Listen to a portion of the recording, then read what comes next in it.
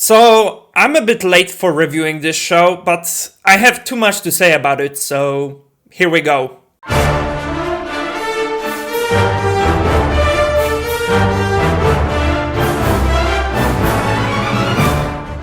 Do you want to know how I would describe the second season of Bad Batch in one word? Pain!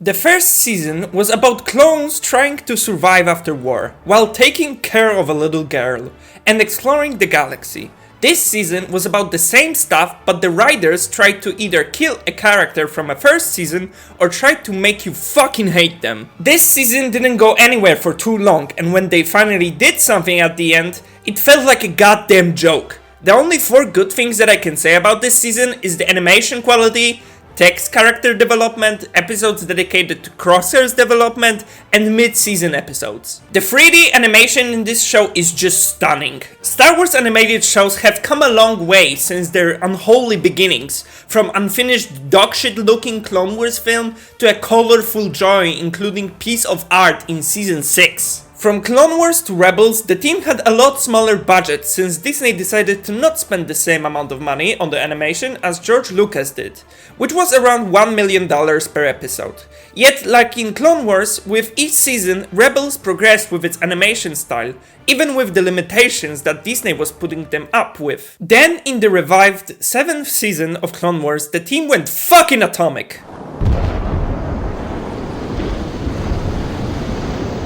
More expressive faces, more details, improved art style, they even did a motion capture for Maul and the Ahsoka fight, like holy shit! And since that, they kept their improvements and implemented them to the Bad Batch. It might be one of the best 3D animated shows with amazing visuals.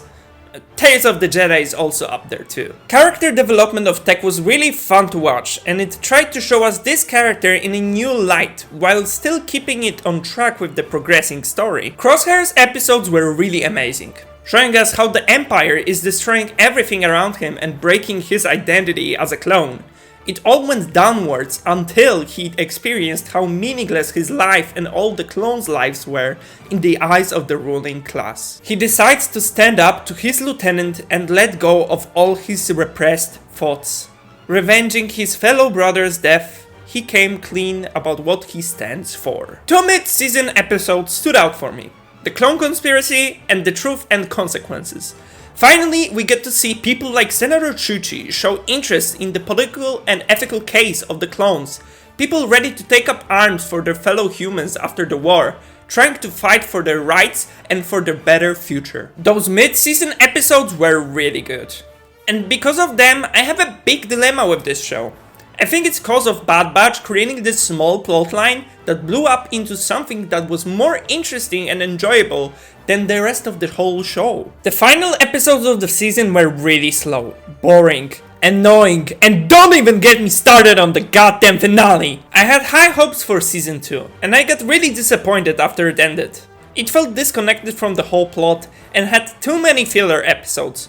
Don't get me wrong, I have nothing against filler episodes. I like the episode where Tech becomes a racer, but if we compare those filler episodes to a show like Amphibia, you can easily not get bored of it because the episodes are 10 minutes long and there is enough room for it to make sense and don't make you feel dumbfounded after a while. The main problem in filler episodes in Bad Batch is that they are not that entertaining or interesting enough to keep us viewers excited for next episodes and make some of them forgettable.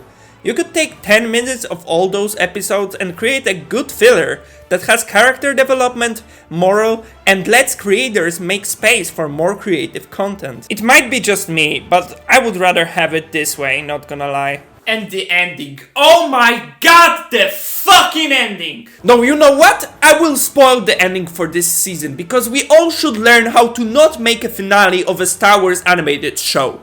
I won't spoil the endings for another show or a game that I will review in the future. If you really don't want to get spoiled, skip to this time frame.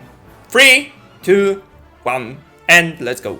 So, quick stuff we need to talk about so you will understand the finale. We meet this collector woman that has a crush on Tech and tells the squad that they can't trust Sid. Rampart gets killed off screen and Hemlock replaces him as a new antagonist of the show. Crosshair gets captured on Mount Tantis and Bad Batch wants to rescue him because he is their brother. They infiltrate Tarkin's base to learn the specific locations of Crosshair's whereabouts. Everything was going great. Until someone in the writer's room said they should add a character that is everywhere in Star Wars to fuck shit up. And guess who that character is? Saw Gerrera.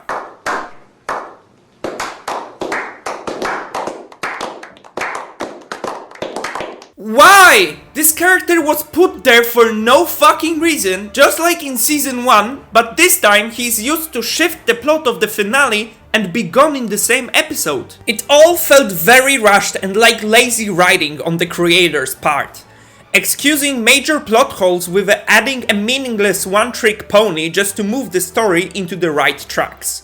So was put there just to remind you that he exists in the canon. This guy is everywhere. Rogue One, Clone Wars, Rebels, Season 1 of Bad Batch as I already said, Fallen Order, Andor, a different array of novels, and he had an honorable mention in Jedi Survivor. Okay, the last one is not that bad thing, but you get the point. The one thing that I hate him about is that we know how he dies, yet everyone at Disney needs to put him in their show for whatever the fuck are their reasons. I'm so tired of this character, and because of Bad Batch, he's probably my most hated character in all of Star Wars. They could have gotten off lightly adding Hondo Onakat, but no! They bring rotten meat to the show. Okay, back to the finale. Tarkin's base blows up because of Saw, and our squad finds themselves trapped on a gondola. And we get to experience the last 20 minutes of the second season. And what a pain it was. The only good thing that I can say about Plan 99 is that Tech's death was done okay. It felt emotional, devastating, and impactful.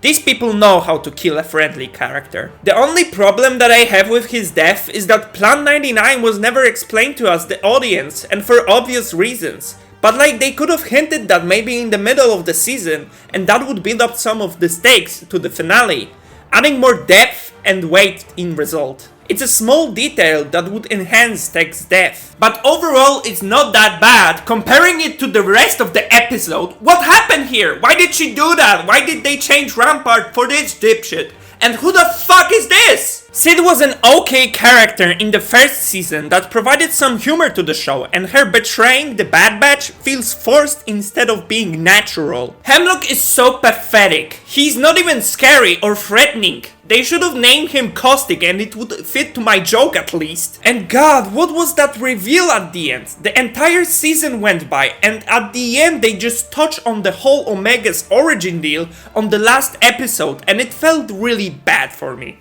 Also, the reveal that Omega has a sister came out of nowhere. Look at your face, it looks like a car ran over it. At the end of the day, Season 2 of Bad Batch is a big disappointment. Surrounded by lack of focus on the plot, too much focus on the filler, bad writing, and I hope Season 3 will be a big game changer. Looking back at what these people created before, it will be the last season of the show, and I'm counting on a great finish. But this season was a total bullshit. I would rate it 5 out of 10. Good luck, Bad Batch, in your final season. You will need it.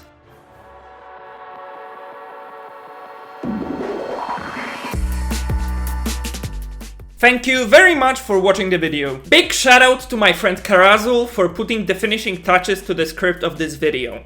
Because if it wasn't for her, my dyslexia would probably took over this entire film. It took a lot to make this review, mainly because I didn't expect how long it would take me to edit the whole video. But I had so much fun making it. As for the plans for the future videos, I definitely want to talk about not so long released Star Wars Jedi Survivor and upcoming Spider-Man Across the Spider-Verse. I definitely don't want to only make reviews on this channel.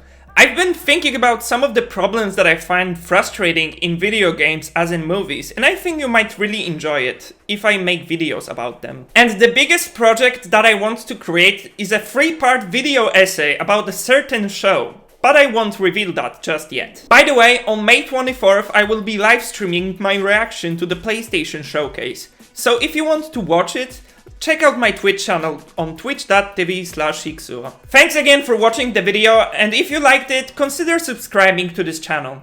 Higgs Production, signing out.